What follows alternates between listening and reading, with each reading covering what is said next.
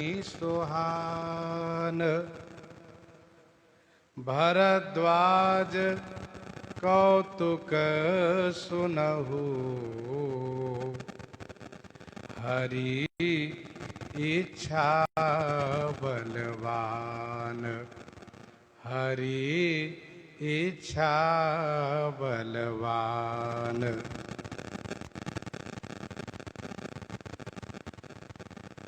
शंभु श्री शंकर भगवान हित उपदेश देने, हितकारी उपदेश किए, परंतु देवर्षि नारद जी को अच्छा नहीं लगा।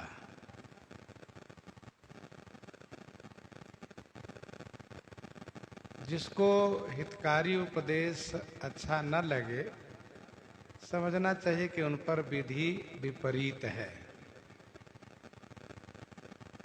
और उनमें कुमति का निवास है। तब और कुमति बसी विपरीता, हिता अनहित मानहु रिपु प्रीता।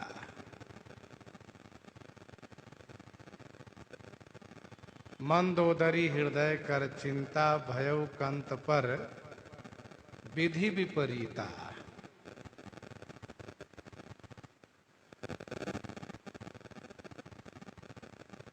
श्री नारद जी को अच्छा नहीं लगा, नहीं नारद ही सुहान। श्री जागबलिक जी महाराज कहते हैं कि हे भारद्वाज मुनि,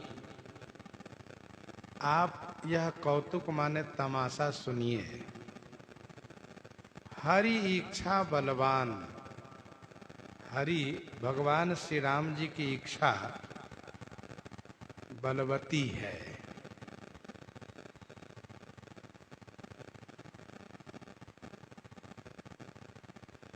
भगवान जिस कौतुक को करना चाहते हैं, उस कौतुक में कोई अवरोध नहीं कर सकता।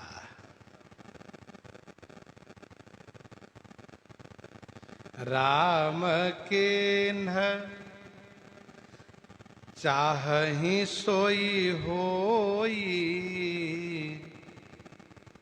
करई अन्यथा अस नहीं कोई। करई अन्यथा अस नहीं कोई। राम केन्ह चाहहि सोई होई।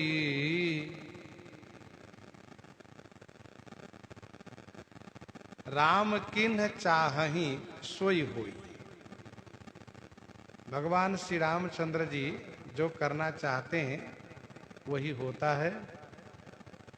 करई अन्यथा अस नहीं कोई। अन्यथा करई अस नहीं कोई, उसको अन्यथा कर दें, झूठा कर दें, उसको उलट फेर कर दें, अस नहीं कोई, ऐसा कोई भी नहीं है।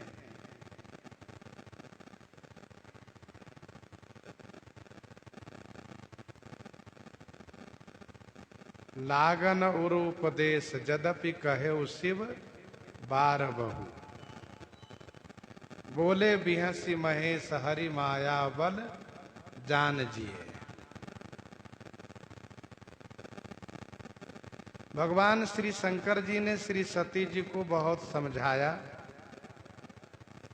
और उनको जब उपदेश लागू नहीं हुआ तो उन्होंने हरि इच्छा पर छोड़ दिया। जब उन्होंने परीक्षा लेने की बात की तो वे तुरंत परीक्षा लेने के लिए चल पड़ी।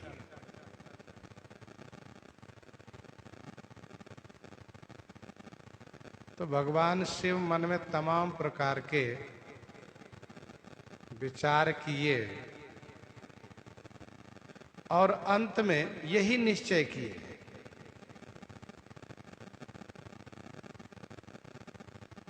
कि भगवान की जैसी इच्छा। होई है सोई जो राम रचि राखा, को करी तरक बढ़ावई शाखा। तो होई है सोई जो राम रचि राखा। वैसे यहां पर महर्षि श्री याज्ञवल्क्य जी कहते हैं कि राम किन चाहई सोई होई।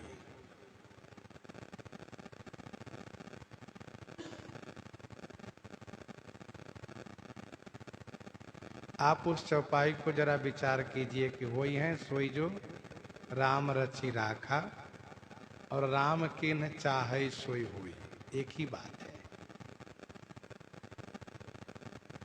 यहां पर श्री याज्ञवल्क्य जी कहते हैं कि करई अन्यथास नहीं कोई। भगवान श्री शंकर जी वहां पर निश्चय करते हैं कि को करी तरक बढ़ावई शाखा।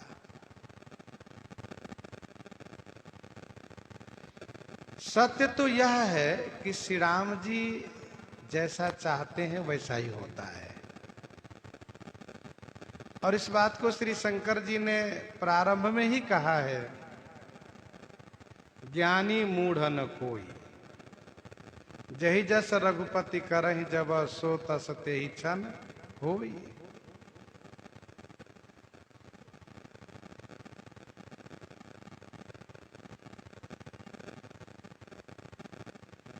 श्री विभीषण जी महाराज यह जानकर भी श्री राम जी संपूर्ण असुरों को मारने की प्रतिज्ञा कर चुके हैं। यह जानकर भी कि श्री राम जी संपूर्ण असुरों को मारने की प्रतिज्ञा कर चुके हैं। भूमि को असुर से खाली कर देंगे, असुर से रहित कर देंगे। इसके बाद भी असुराधिप लंकापति रावण को उपदेश देते हैं, उनको समझाते हैं, समझाने का प्रयास करते हैं।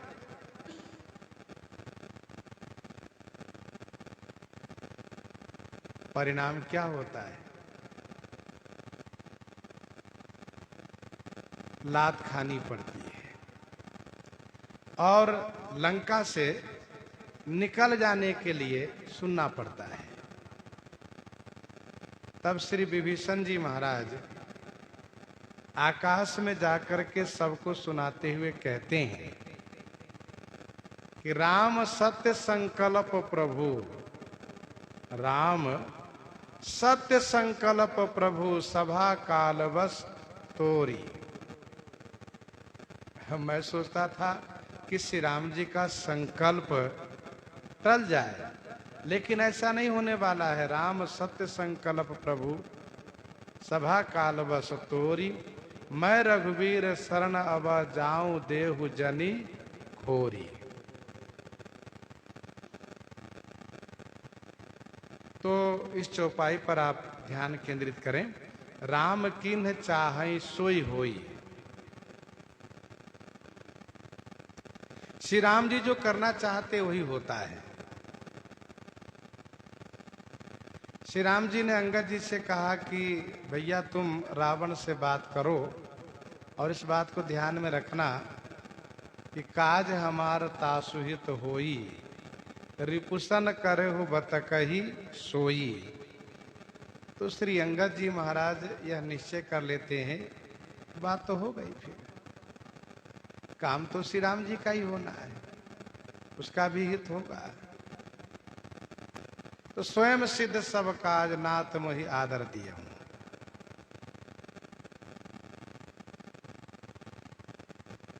रावण को समझाया गया, रावण ने जब नहीं माना तो ते ही अपने मन अस अनुमाना, बधेव चाहत यही कृपा निधाना, सो उठ गयो कहत दुर्बादा, तब सकोप बोलेऊ घन नादा।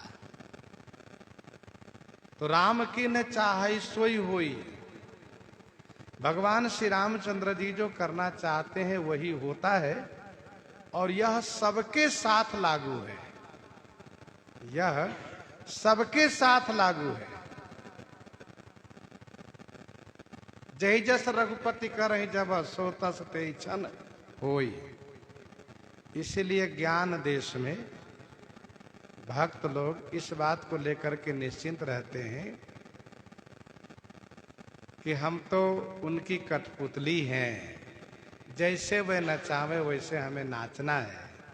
उमा दारू जोशित की नाई, सब ही नचावत राम गोसाई।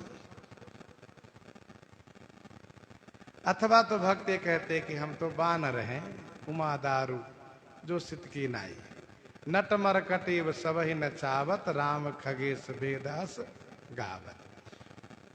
तो बहुत यहाँ पर गंभीरता के साथ श्री जागवलिक जी ने कहा कि राम किन्ह चाहई सोई होई, करई अन्यथा अस नहीं कोई। ऐसा कोई नहीं है जो उसको अन्यथा कर दे, कोई है ही नहीं। श्री राम जी की इच्छा के विरुद्ध करने वाला कौन है? कोई तो नहीं है।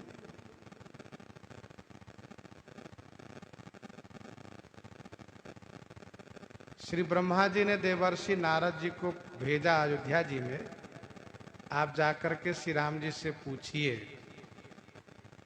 कि आप पहले राजा बनेंगे कि पहले देवताओं का कार्य करेंगे।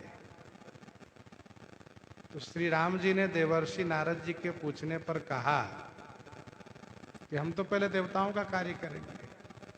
तो श्री नारद जी ने कहा, ये जो उत्सव हो रहा है, यह जो पूरी तैयारी हो रही है आपके तिलक के लिए, इसका क्या मतलब है? तो श्री राम जी ने कहा कि हम देवताओं के कार्य करने के लिए निकलने वाले हैं, उसी की तैयारी समझिए। तो श्री नारद जी ने कहा, आप कृपा करके ये बता देते कि देवताओं के कार्य के लिए कब प्रस्थान करने वाले हैं? तो श्री राम जी ने कहा, बस कल ही निकल रहे हैं। अच्छा, कल ही आप जाएं? कहाँ महाराज, ये तो पूरी अयोध्या जी में उत्सव मनाया जा रहा है, किसी को नींद नहीं आ रही है, सब खुशी के मारे आनंदित हैं कि कल श्री राम जी राजा बन जाएंगे। श्री राम जी ने कहा, अच्छा ठीक है, अब कल देखिए क्या होता है। तो राम किन्ह चाहई सोई होई। सचमुच कल उसी समय में श्री राम जी वन के लिए प्रस्थान किए। तब नारद जी भी हैरान रह गए, ब्रह्मा जी भी हैरान रह गए। मतलब श्री राम जी जो करना चाहते हैं इसको किसी को पता भी नहीं चल पाता है, और जो वे करना चाहते वही होता है। एक बड़ी बात यह है कि श्री राम जी के हाथ में सब है, काल कर्म गति अगति जीव के सब हरि हाथ तुम्हारे। माया जीव काल के कर्म के स्वभाव के करैया राम, वेद कहे साची मन गुनिए। सब पर तो श्री राम जी का शासन है।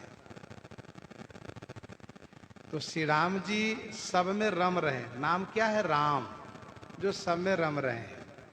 किसी को भी मोड़ने में उनको 1 मिनट भी नहीं लगता है, तुरंत मोड़ देते हैं। इसीलिए यह चौपाई सबके लिए लागू है कि राम किन्ह चाहहि सोई होई। फिर हम क्या करें? कहा हम भजन करें, हम उनका स्मरण करें। जहां पर श्री राम जी हमारी आवश्यकता समझेंगे कि यह अमुक कार्य के योग्य है, वैसा प्रयोग कर लेंगे। इसलिए हम उनका स्मरण करें, भजन करें, निश्चिंत रहें। राम किन्ह चाहई सोई होई, करई अन्यथा अस नहीं कोई। आगे बढ़ते हैं। शंभु बचन मुनि मन नहीं भाए, शंभु बचन मुनि मन नहीं भाए, तब बिरंची के लोक सिधाए। शंभु बचन मुनि मन नहीं भाए, तब बिरंची के लोक सिधाए। बैठे भी नहीं, कुशल प्रश्न का मौका ही देवर्षि जी ने नहीं दिया। पहुंचते ही मार चरित सुनाने लगे। और भगवान शिव ने जब उनको सिखावन दिया तो नारद जी के मन को अच्छा नहीं लगा। नारद जी ने कहा, अच्छा राम राम, ठीक है राम राम। तो शंभु बचन मुनि मन नहीं भाए, तब विरंची के लोक सिधाए। अब मन कुछ मिल जाए तो कुछ बैठे भी, या जब मन ही ना मिले तो राम राम। अच्छा भैया राम राम। भगवान शंभु का वचन, संग माने कल्याण, भू माने उत्पन्न करने वाले। जो कल्याण को उत्पन्न करने वाले हैं उनका वचन इनको नहीं अच्छा लगा। विधि जब विपरीत हो जाता है तो अपने कल्याणकारियों का वचन अच्छा नहीं लगता है, सुहाता ही नहीं है। तो श्री नारद जी अब क्या किए, कहा तब विरंची के लोक सिधाए। तब श्री ब्रह्मा जी के धाम की ओर प्रस्थान किए।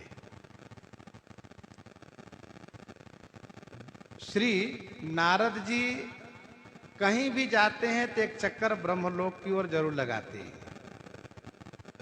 ऐसा इनका नियम है। ब्रह्मा जी महाराज इनको कह रहे हैं कि बेटा नारद, कहीं से भी कोई नया समाचार लेकर के मेरे पास आना। और इतना बड़ा ब्रह्मांड है, इतना बड़ा ब्रह्मांड है, कुछ न कुछ नया समाचार रहता ही है। तो जो विशेष कोई समाचार उसको लेकर के जाते हैं। लेकिन आज पहले श्री शंकर जी के पास चले गए थे, अब वहां से ब्रह्मा जी के पास जा रहे हैं। लेकिन वहां आश्चर्य हुआ कि ब्रह्मा जी को इन्होंने ये नहीं सुनाया मारचरित। क्यों नहीं सुनाया? पिताजी है, कहने में थोड़ा संकोच लगा।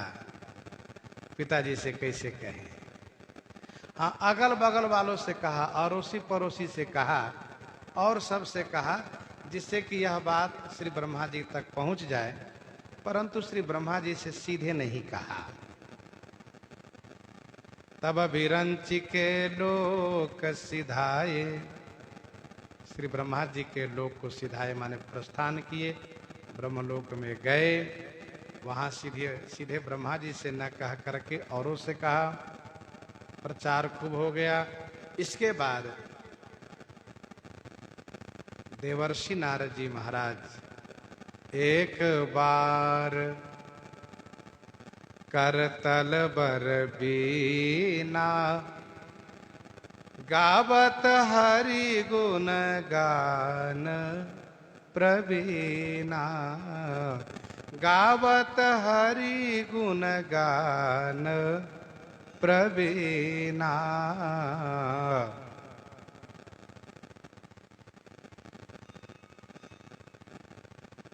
एक बार करतल बर बीना।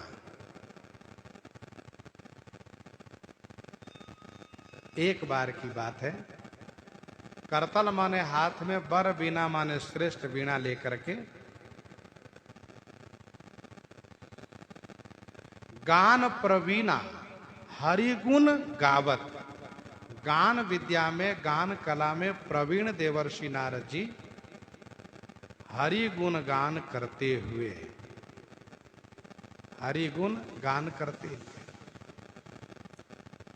क्षीर सागर की ओर प्रस्थान किए। बर बीना माने श्रेष्ठ बीणा है ये।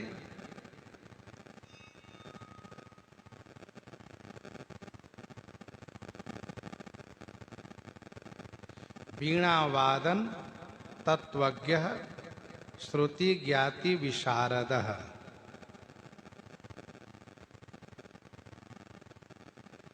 बीणा बजाने में कुशल हैं तथा वेद के विद्वान हैं, तत्वज्ञ हैं, श्रुति के ज्ञाता हैं।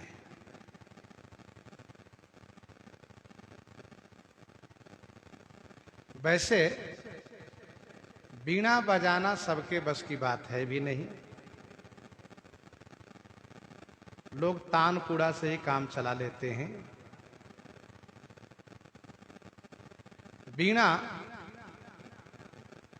भगवान शिव भी बजाते हैं, भगवती श्री सरस्वती जी भी बजाती हैं, देवर्षि नारद जी भी बजाते हैं। सबकी वीणा अपनी अलग अलग है। वैसे वीणा वाद्य यंत्र कुछ इस प्रकार से है कि एक पोला डंडा बीच में होता है, दोनों छोर पर लौकी का 2 तुम्बा होता है और फिर उसी के सहारे 3 लोहे का और 4 पीतल का तार लगाया गया होता है। उसको खूंटी से बंधा हुआ होता है, उसको बजाने वाले ही सही करते हैं और फिर उसी के झनकार से स्वर निकालते हैं।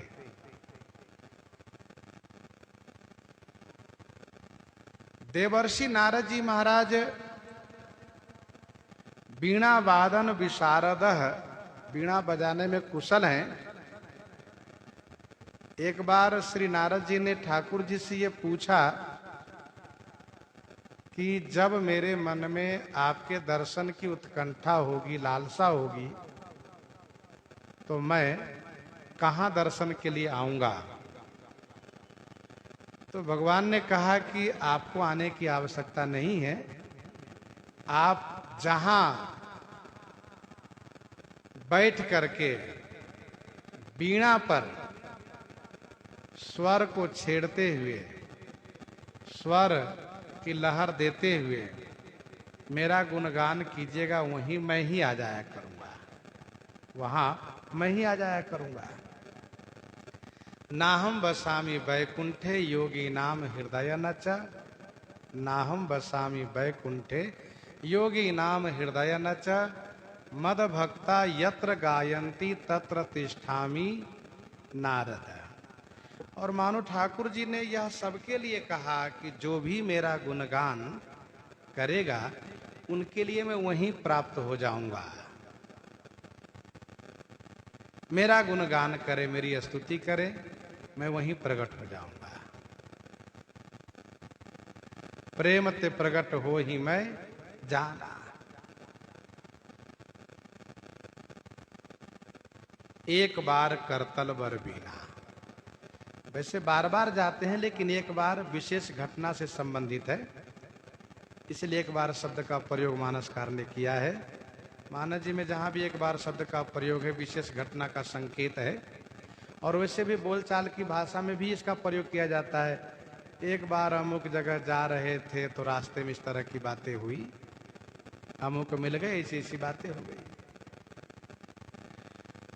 तो एक बार करतल बर बीना, हाथ में श्रेष्ठ वीणा लिए गान विद्या में प्रवीण देवर्षि नारद जी महाराज हरि गुणगान गाते हुए, भगवान के गुणानुवाद करते हुए, क्षीर सिंधु गवने मुनि नाथा, क्षीर सिंधु गवने मुनि नाथा, जहाँ बस श्री निवास श्रुति माथा, जहाँ बस श्री निवास श्रुति माथा। मुनि नाथा क्षीर सिंधु गवने। मुनिनाथ देवर्षि नारद जी क्षीर सिंधु माने क्षीर सागर की ओर प्रस्थान किए, क्षीर सागर की ओर गए। क्षीर सागर कहाँ है? तो गोस्वामी जी आगे परिचय देते हैं, जहां श्रीनिवास श्रुति माथा बस, जहां पर श्रीनिवास माने लक्ष्मी निवास, श्रुति माथा माने वेद के शिरोभाग, वेद के शिरोभाग, श्रुति के माथा, चारों वेदों के माथा है भगवान। अर्थात चारों वेदों के प्रतिपाद्य भगवान ही हैं। तो श्री निवास श्रुति माथा जहां निवास करते हैं वह क्षीर सागर है। ध्यान दीजिएगा, वैकुंठ लोक ऊपर है, साकेत लोक, गोलोक, ये सब ऊपर है, लेकिन क्षीर सागर नीचे है, भूलोक में है। भगवान इस भूलोक में क्षीर सागर में निवास करते हैं। यहां पर दो विशेषण गोस्वामी जी दे रहे हैं। श्री निवास, श्री जी के निवास स्थान है। श्री जी के निवास स्थान है। तो श्री निवास सागर भी है और श्री निवास भगवान भी है। और श्री जी के संबंध से भगवान क्षीर सागर में निवास करते हैं। तो श्री निवास से भगवान का विशेषण है, श्री जी जिनमें निवास करती हैं। श्रुति माथा माने वेद के शिरोभाग हैं, वेद के प्रतिपाद्य हैं, वेद इन्हीं को प्रतिपादन करते हैं। भगवान क्षीर सागर में हमेशा निवास करते हैं, सदा क्षीर सागर शयन। ऐसा क्यों? ऐसा इसलिए कि समुद्र मंथन काल में क्षीर सागर से लक्ष्मी जी का प्राकट्य हुआ और फिर श्री लक्ष्मी जी ने भगवान के गले में जयमाल पहनाया। श्री जी ने कहा कि आप लेकर के बैकुंठ चलेंगे। कहाँ मैं बैकुंठ में रहता हूं, बैकुंठ लेकर चलूंगा। श्री जी ने कहा आप यहां नहीं रह सकते हैं। कहा क्यों नहीं रह सकते, यहीं रह लेते हैं। पर इस जल में कैसे रहूंगा? कहा शेष के सेज पर रहिए। शेष भी आपका भक्त है। इतना बड़ा उपकार शेष का है जो पृथ्वी का धारण कर रखे हैं। वह जब आपका सेज बन जाए, कहा तब तो फिर यहीं हम आराम विश्राम करेंगे। शांताकारं भुजगशयनं पद्मनाभं सुरेशं सदा क्षीर सागर शयन। हमेशा क्षीर सागर में शयन करने वाले। इस प्रकृति में, इस लोक में क्षीर सागर में भगवान का निवास है। अब रही बात, क्षीर सागर तक सब कोई पहुंच भी तो नहीं पाते हैं। सागर 7 है। हम लोग अब तक जो भी चर्चा सुनते हैं वो केवल खार सागर की चर्चा सुनते हैं। अभी दूसरे सागर तक और लोग पहुंच भी नहीं पाए हैं। इसी खार सागर के अलग अलग भाग करके कई सागर रूप मान लेते हैं। कुछ देश हैं कहते हैं कि ये 7 सागर के पार है। अरे भैया ऐसा नहीं है। 7 सागर अलग अलग है। प्रत्येक सागर के बीच भूलोक है, उसके बाद फिर सागर है। तो आइए हम लोग इस विषय पर आते हैं कि भगवान जहां बस श्रीनिवास श्रुति माथा क्षीर सिंधु गवने मुनिनाथा। देखो इसका नाम है क्षीर सिंधु। क्षीर माने दूध, दूध का सागर है। कोई कहे कि अरे वाह दूध के सागर है तो फिर क्या कहना। अरे भाई साहब घी का भी सागर है, हाँ मट्ठा का भी सागर है, और एक बात मदिरा का भी सागर है, मीठा जल का भी सागर है। सब अलग अलग सागर है। तो क्षीर सागर में भगवान निवास करते हैं। श्री देवर्षि नारद जी महाराज वहीं के लिए प्रस्थान किए हैं। क्षीर सागर कहने का भाव यह है कि जय विजय के लिए भगवान का बैकुंठ से अवतार हुआ है। वृंदा के श्राप होने पर बैकुंठ से ही भगवान का श्री राम अवतार हुआ है। लेकिन देवर्षि नारद जी जिनको श्राप दिए हैं वह है क्षीर सागर वाले श्रीमन नारायण विष्णु भगवान। मानस जी के अध्ययन करने वाले को श्री मद्रामचरितमानस जी के अध्ययन करने वालों को इस बात को ध्यान में रखना चाहिए कि अलग अलग कल्प की बात इसमें कही जा रही है। किसी कल्प में वैकुंठ से, किसी कल्प में क्षीर सागर से, और किसी कल्प में नित्य धाम साकेत से श्री राम जी का अवतार हुआ है। वैसे गोस्वामी जी महाराज प्रयास ये किए हैं कि भगवान नारायण, भगवान विष्णु, भगवान श्री राम के स्वरूप को अभेद दिखाए हैं। अभेद सब एक ही है। जिनको वेद अगुण सगुण कह करके प्रतिपादन करते हैं, वही भगवान चतुर्भुज होकर के क्षीर सागर में शेष शैया पर शयन करते हैं। श्री लक्ष्मी जी उनके चरण को संवाहन करती हैं, दबाती हैं।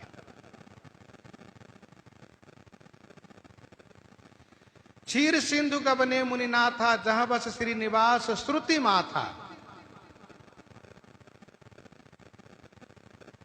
श्रुति माथा कहने का दूसरा भाव यह भी है कि जब कोई व्यक्ति वेद का अपमान करता है, अनादर करता है, तो भगवान के सिर में दर्द होने लगता है। भगवान का कपाल कब दुखता है, उनका सिर कब दुखता है?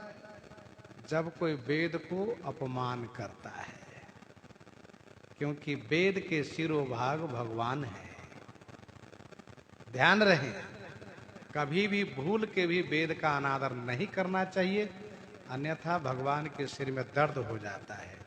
और सिर में दर्द होने से क्या होता है, हम आप भली भांति परिचित हैं। नींद नहीं आती है और कष्ट होता है, परेशानी होती है।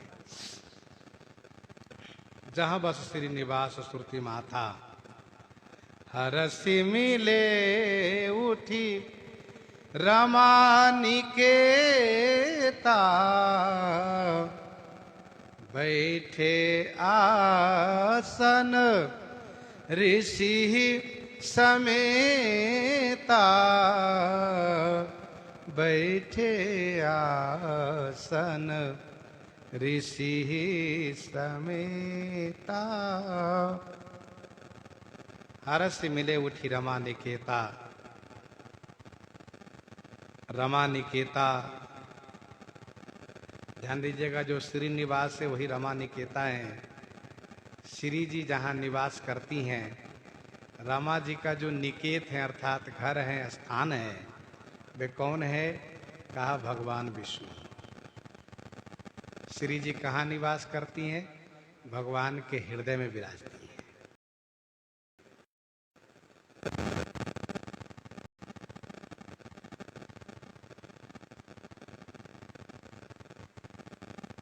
हरसि मिले उठी रमा निकेता,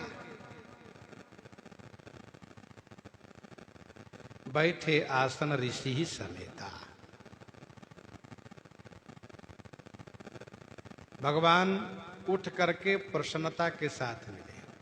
जैसे नारद जी को आते देखा, वैसे कहा, आइए आइए आइए देवर्षि जी आइए। और तुरंत अपना बाहू फैला दिए, अपनी भुजा फैला दिए, आइए नारद जी आइए। तो नारद जी का कर्तव्य था कि पहले चरण में वंदन करते, प्रणाम करते, सो न करके जाके तुरंत हृदय से लग गए। जिस प्रकार से भगवान से मिलने पर भक्त को खुशी होती है, उसी प्रकार से भक्त से मिलने पर भगवान को खुशी होती है। हर से मिले उठी रमा निकेता, आवत ही हर से नहीं नयनन नहीं स्नेह, तुलसी वहां न जाइए कंचन बरसे मेह। आते ही प्रसन्नता न हो, नेत्रों में स्नेह न झलके, तो वहां बिल्कुल नहीं जाना चाहिए। हमारे श्री ठाकुर जी नेत्रों में स्नेह भर करके, उनके नेत्रों में स्नेह भरा रहता है, उनका नेत्र ही स्नेहों से हमेशा भीगा रहता है। और कोई भक्त आ जाए, आहा, खुश होकर के प्रसन्नता के साथ मिलते हैं। यह शिष्टाचार है, और ये शिष्टाचार भगवान ही सिखावन देते। ऐसे शिष्टाचार का निर्वाहन करो। हर से मिले उठी रमा निकेता।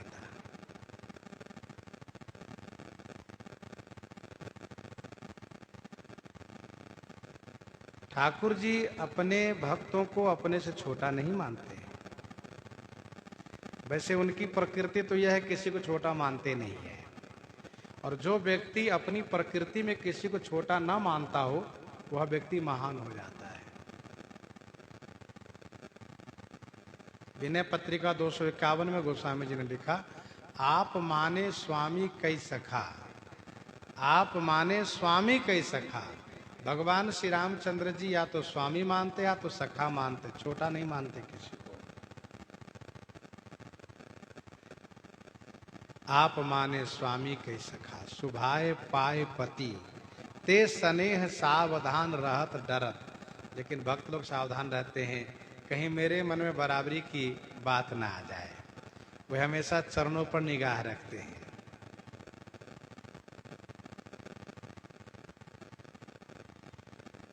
श्री ठाकुर जी ने, श्री रघुनाथ जी ने हनुमान जी से कहा, सुन सुन तो वही उरी मैं नाही, मैं उरी नहीं। तो हनुमान जी महाराज क्या करते हैं, सुनी प्रभु वचन बिलो की मुख, गात रसी हनुमंत, चरण पर, चरण में गिर जाते। नहीं नहीं, हमको चरणों में ही रहने दीजिए। तो ये भगवान का बड़प्पन है कि वो हृदय से लगावे, लेकिन दास को ये हमेशा ध्यान रखना चाहिए कि मेरा निवास तो चरण में है। ठाकुर जी श्री जी को अपने हृदय में रखते हैं। श्री जी कहाँ रहती हैं? कहा श्री जी तो हमेशा चरणों में रहती है, अपने आप को अपना निवास स्थान चरण में मानती है। ये उनकी अपनी भावना है। हर से मिले उठी रमा निकेता।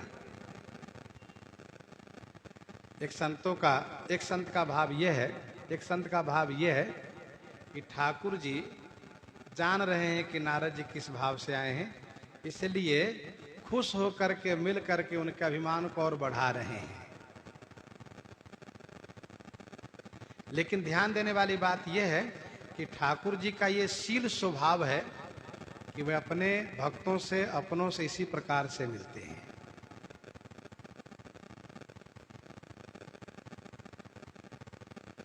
असकहि करत दंडवत देखा, तुरंत उठे प्रभु हरस विशेखा। वहां पर भी देखिए, बैठे आसन ऋषि समेता। अब गले से मिल लिए, इसके बाद ठाकुर जी नारद जी के हाथ पकड़ लिए, आइए आइए बैठिए। तो ठाकुर जी के शेष सैया पर नारद जी बैठ गए। बैठे आसन ऋषि समेता। वैसे नारद जी ऐसा कभी नहीं करते थे, हमेशा नीचे बैठते थे, लेकिन आज बराबर में बैठ गए शेष सैया पर। क्यों? इनके मन में एक बात घूम रही है। कौन सी बात घूम रही है?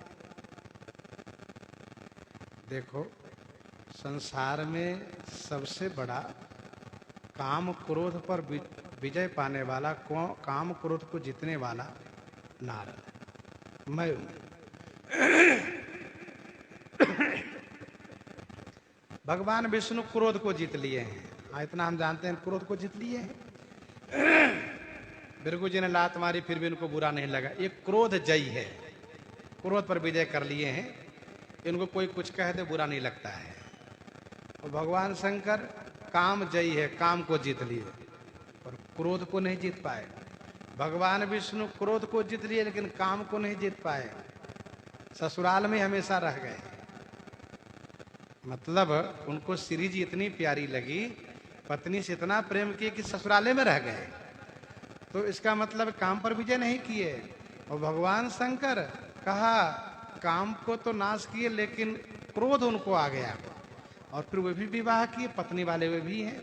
जहाँ तक ब्रह्मा जी की बात है, सृष्टि के तीनों प्रमुख हैं, ब्रह्मा जी, विष्णु जी, महेश जी, तीनों पत्नी वाले हैं। पर मैं नारद तीनों से ऊपर हूं। मैं काम क्रोध दोनों पर विजय पाने वाला हूं। तो मैं उसका पात्र हूं, मैं उसका अधिकारी हूं, मुझे ऐसे सम्मान मिलना चाहिए। अच्छा होता है जब मन में सम्मान की चाहना आ जाए तो फिर यही अहंकार का कारण बन जाता है। नारद जी सोचते हैं कि मैं इसका योग्य हूं, अधिकारी हूं, ये लोग गृहस्थ हैं, इसलिए मुझे इतना सम्मान करते हैं। तो आज श्री नारद जी ठाकुर जी के साथ से सैया पर बैठ गए। देखो, स्वामी के साथ सैया पर बराबर में नहीं बैठना चाहिए, ये भक्त का अपराध है। नारद जी आज बैठ गए, बैठे आसन ऋषि समेता। भगवान तो जान ही रहे हैं कि यहाँ पर श्री शंकर जी के समझाने पर भी उनको अच्छा नहीं लगा है और इसलिए आए हैं। तो श्री शंकर जी से बराबरी इन्होंने की है, इसलिए इनके साथ खेल तो मैं खेलूंगा। तो भगवान मुस्कुराने लगे, हंसने लगे। तो माया देवी ने कहा, जय जय, क्या आदेश है? तो ठाकुर जी ने कहा, भी ठहरो, थोड़ी प्रतीक्षा कर लो। क्योंकि भगवान जैसे हंसते हैं वैसे माया देवी तुरंत सावधान हो जाती है।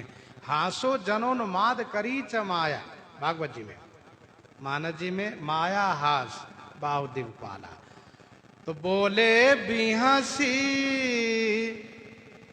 चराचर राया, बहुते दीनन कीन मुनि दाया, बहुते दीनन कीन मुनि दाया। जो चराचर राया है, चराचर के राजा हैं, चराचर के अधिपति हैं, उन्होंने बिहसी माने विशेष रूप से हंसते हुए कहा। नारद जी मन ही मन सोच रहे, देखिए मेरे भगवान कितने अच्छे हैं, खुश होकर के मिले, कितना प्रसन्न है। और जब मैं गया कैलाश तो भगवान शिव को अच्छा नहीं लगा। हाँ, वह तुरंत समझाना शुरू कर दिए।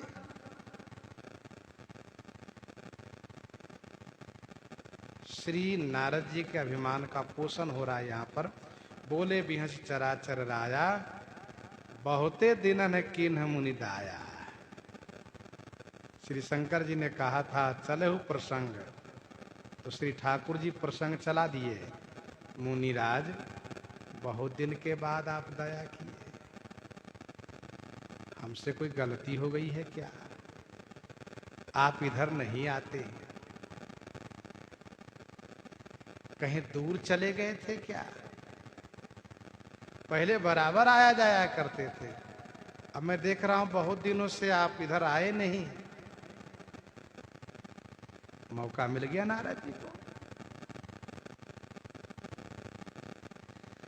वैसे भगवान अपने कर्तव्य को पालन किए। भगवान अपने भक्त को अपने से अधिक मानते हैं।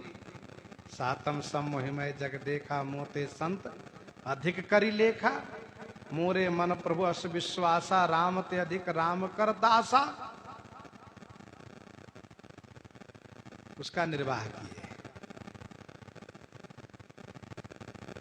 कोई कहे कि बताओ भगवान अपने भक्त को इस तरह से क्यों बराबर में बैठा लिए? कहा भगवान तो बैठाने का प्रयास हमेशा करते हैं। अच्छा, ठाकुर जी स्वयं प्रसंग चला दिए।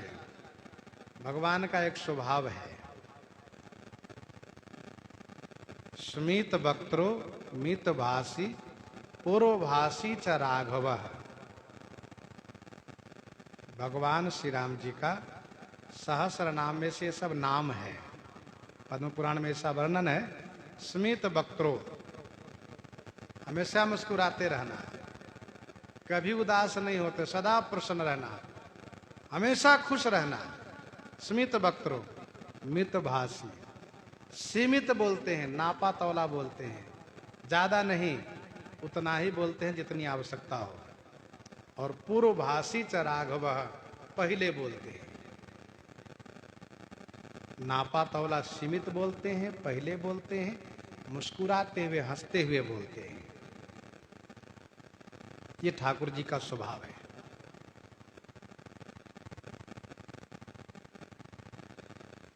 वस्तुतः यहां पर विशेष हंसना माया को प्रेरित करना ही समझना चाहिए। जैसे भ्रमते चकित राम मोहि देखा, बिहसे सो सुन चरित विशेखा।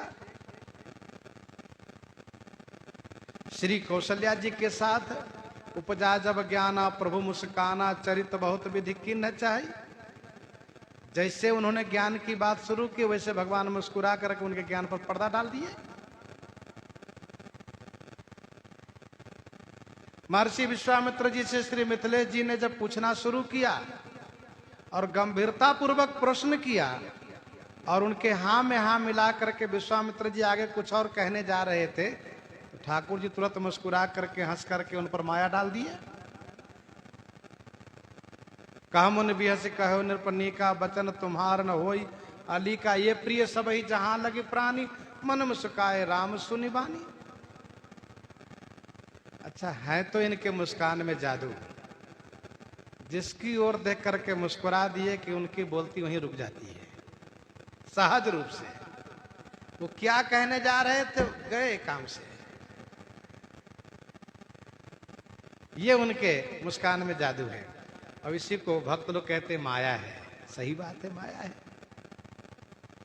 और महर्षि विश्वामित्र जी, श्री कौशल्या जी, देखिए इन लोगों का वक्तव्य और उनकी ओर देख करके भगवान जैसे मुस्कुराए उनका ज्ञान गायब हो गया। श्री वाल्मीकि जी ने कहा कि पूछे मोहिक रहूं का, मैं पूछत सकुचाऊं, जहां न हो तहां देव कहीं तुम्हें दिखाऊं ठाऊं, सुनि मुनि बचन प्रेम रस साने, सकुचि राम मन महु मुस्काने। जैसे मुस्कुराए वैसे वाल्मीकि जी ज्ञान की बात छोड़ दी।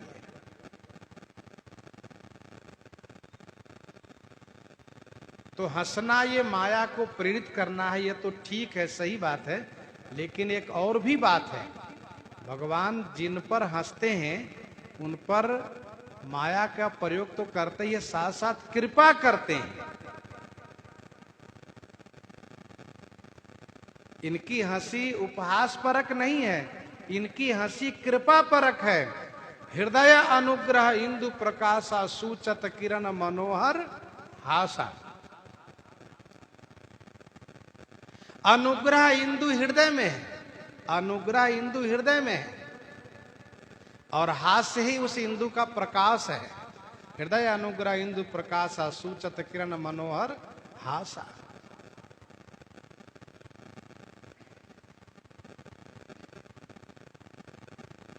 तो ठाकुर जी मुस्कुरा करके इन पर अनुग्रह करने जा रहे हैं। कैसा अनुग्रह? कहा इनके अहंकार को समाप्त करने की तैयारी कर रहे हैं। अहंकार क्या होता है? दोहावली से इस अहंकार के बारे में समझिए। अहंकार क्या होता है इसको दोहावली के दोहा से समझिए। दोहावली 243 में, हम हमार आचार बड़ा, हम हमार आचार बड़ा,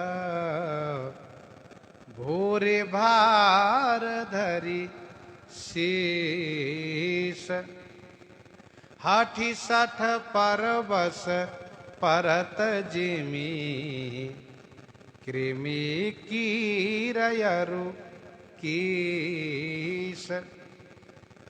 हम और हमारा आचरण, हम अच्छे हैं, हमारा आचरण अच्छा है, यहां तक तो ठीक है। लेकिन दूसरा और दूसरे का आचार खराब है, ये अहंकार है। हम हमारा आचार बड़ा, भूरी भार धरी शीश, हठीसठ परबस परत जिमी, कृमि कीर अरु कीस। रेशम धागे के कीड़ा, तोता और बानर बहुत होशियार बनते हैं ये लोग, इसलिए बंधन में पड़ जाते हैं। हम बहुत अच्छे हैं।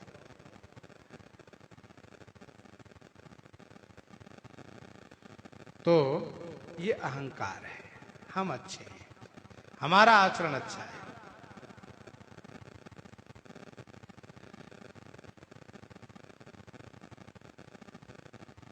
बोले बिहसी चराचर राया, बहुते दिनन किन्ह मुनि दाया।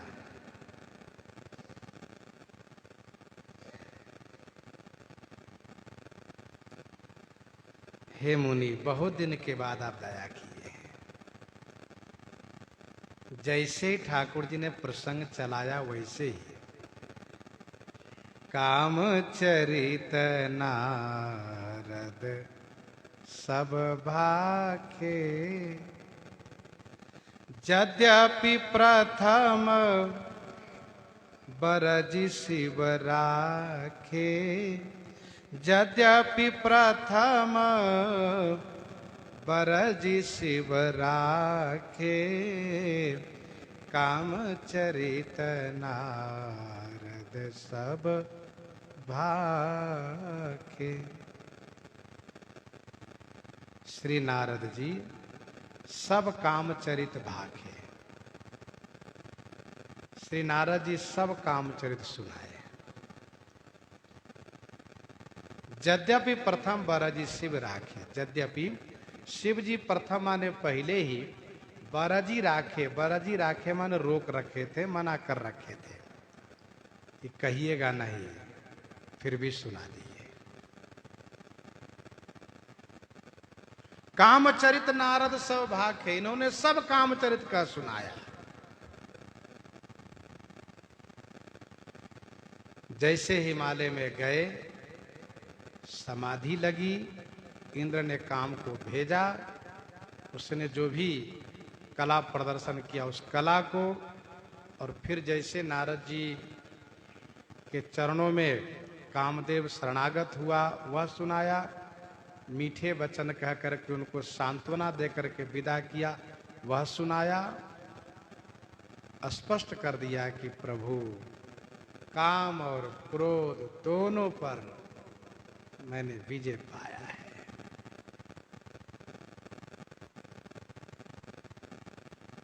ठाकुर जी मन ही मन सोच रहे, इस बात को भूल गए कि सुमिरत हरि साप गति बाधी, मैंने किया है। देखो, जब यह बात मन में आती है कि हमने किया, मैंने किया, वहीं बंधन शुरू हो जाता है। कामचरित नारद सौभाग्य, यद्यपि प्रथम बरज शिव राखे, शिव जी का मना किया हुआ असर नहीं किया, सुना दिए। फिर श्री जागवल्क्य जी कहने लगे, हे भरद्वाज जी, अति प्रचंड रघुपति कई माया, जेहि न मोह अस को जग जाया।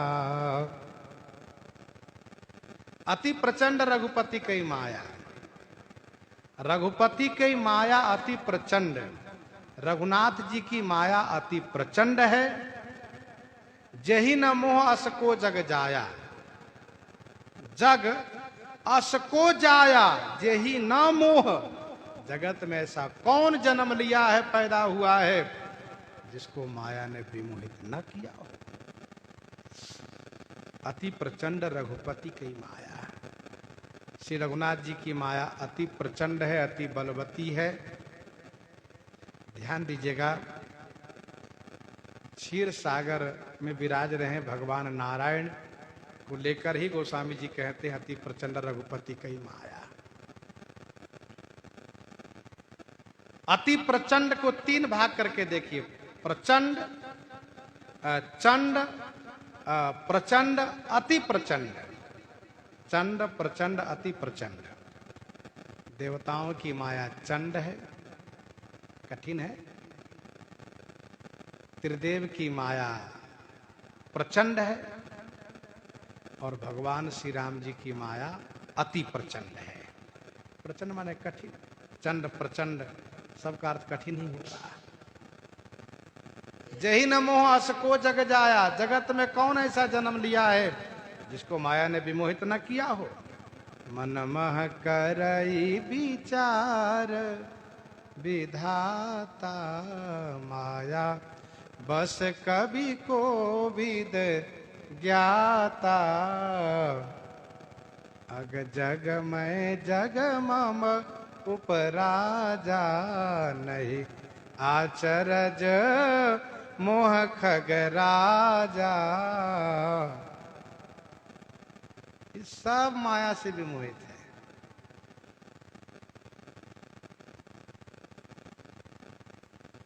जही बहुबार नचावा, वो तो मुझे भी नहीं छोड़ती, मुझे भी नचा देती। नारद भव विरंची सनकादि, जे मुनि नायक आतंकवादी। नारद भव बिरंज सनकादि जे मुनि नायक आतंकवादी मोहन अंध किन के ही कोजा काम न चावन जे ही तृष्णा कहीं न किन बौराहा कही के हृदय क्रोध नहीं दाहा ज्ञानी ताप सूर कवि को विदगुण आगार कही के लो विडम्बना किन नहीं संसार श्रीमद बक्रन किन कही प्रभुता बधिर न काहे मृगलोचन के नयन सर कोस लाग न जाहि। कवितावली उत्तरकांड 117 पद में गोस्वामी जी ने लिखा को न क्रोध निर्दय हो काम के बस नहीं किन हो। गीता जी के 7वें अध्याय के 14वां श्लोक में भगवान श्री कृष्णचंद्र जी कहते हैं दैवी है सा गुणमयी मम माया दुरत्यया। दैवी है सा गुणमयी मम माया दुरत्यया मामेव ये प्रपद्यन्ते माया में ताम तरन्ति। देखो सबकी अपनी अपनी माया है। एक सामान्य मनुष्य उसकी भी माया होती है। यहाँ न लाग हिराउरी माया आप समझिए जरा बेचारे सब धूर्तई करते हैं जिसकी जहाँ धूर्तई हो उसकी माया है वो। तो सबकी अपनी अपनी माया है। होशियारी करना छल कपट करना माया ही तो है। तो सबसे प्रबल है श्री राम जी की माया सुनुखग प्रबल राम की माया जही नमोस को जग जाया। तो अति प्रचंड रघुपति की माया जही नमोहस को जग जाया। रूख बदन करी बचन मृदु बोले श्री भगवान तुम्हारे सुमिरन ते मिटही मोह मार मद मान मोह मार मद मान। जो भगवान अब तक बड़े प्रसन्न थे मुस्कुरा रहे थे हंस रहे थे अब वे भगवान उदास हो गए। रूख बदन कर अपने बदन माने मुख को रूखा करके उदास करके श्री भगवान मृदु वचन बोले कोमल वचन बोले। क्या कहा उन्होंने महाराज आपके सुमिरन करने से तुम्हारे सुमिरन ते मोह मार मद मान मिटही। आपके सुमिरन करने से मोह मार मद और मान मिट जाते हैं।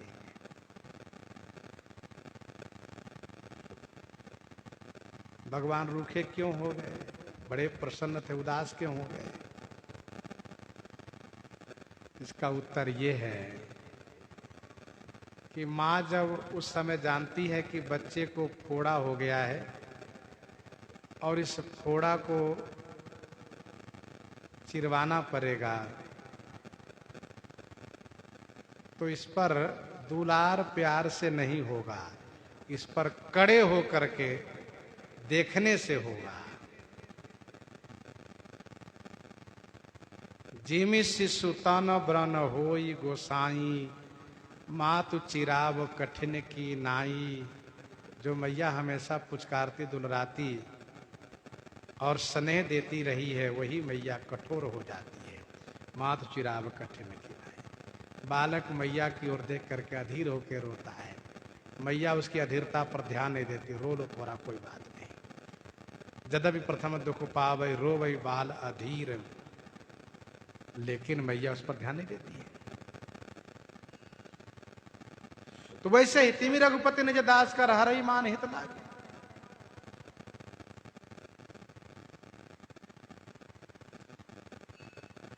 भगवान रूखे हो गए। रूख बदन करी बचन मृदु।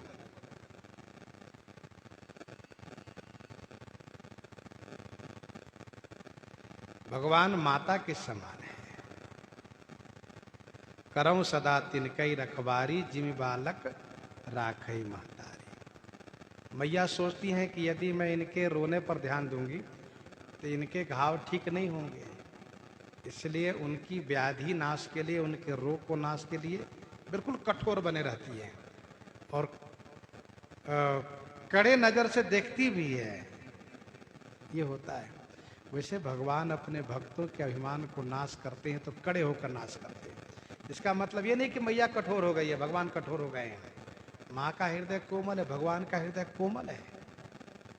तो रूख बदन करी बचन मृदु। दूसरा इसका भाव ये है, जैसे पात्र में घी लग गया हो, तेल लग गया हो, चिकनई, जैसे पात्र में चिकनई लग गई हो, तेल घी लग गया हो, तो उसको छुड़ाने के लिए रूखी वस्तु का प्रयोग करना पड़ता है। सूखी मट्टी हो, राख हो, सरफ हो, तो उससे इसको छुड़ाया जाता है। वैसे सरफ साबुन की बात हो गई, पहले जैसे चिकनाई को हटाने के लिए राख है, सूखी मिट्टी का प्रयोग किया जाता रहा, बिल्कुल साफ हो जाता रहा बर्तन।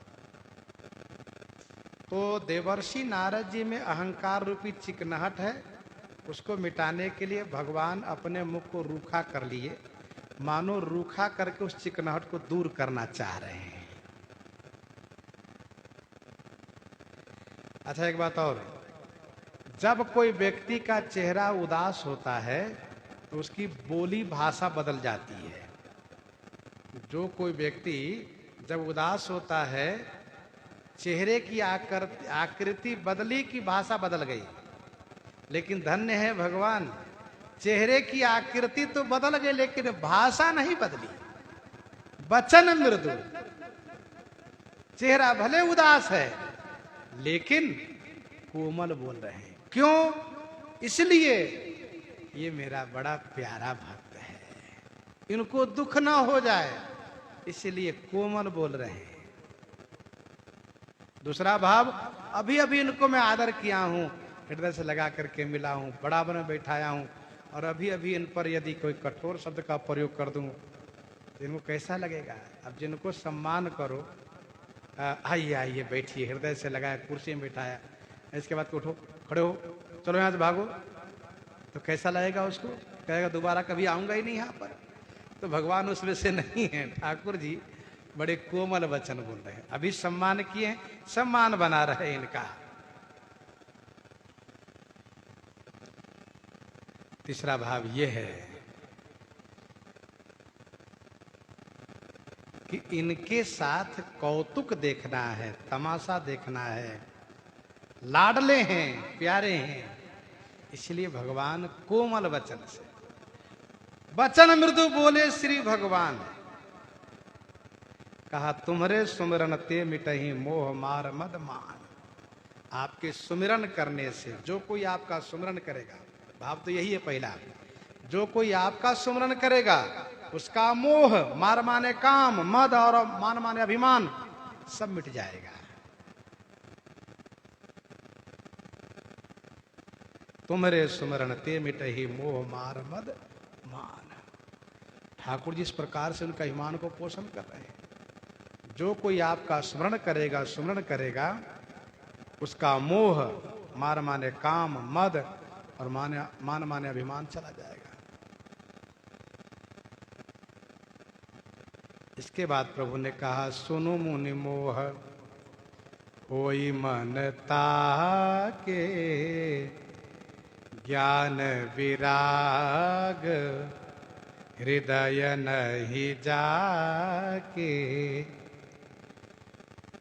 ब्रह्मचर्य व्रत रत मति धीरा, तुम्हि की करई मनोभव पीरा। इस प्रकार से जब बड़ी प्रशंसा किए, नारद जी ने कहा, ये सब आपकी कृपा से है।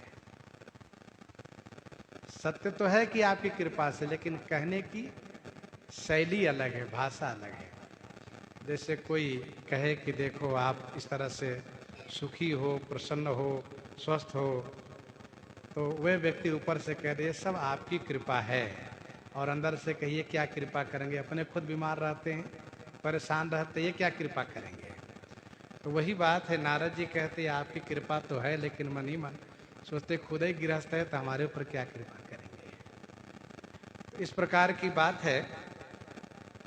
अब ठाकुर जी इन पर किस प्रकार से करुणा करके इनके अभिमान को नष्ट करने की योजना बना रहे हैं, इसी के बहाने से आगे लीला करने की तैयारी कर रहे हैं। सो प्रसंग आगे श्रवण करेंगे। यहीं पर हृदयांगम करते हुए आइए श्रवण करते हैं श्री भक्तमाल जी से।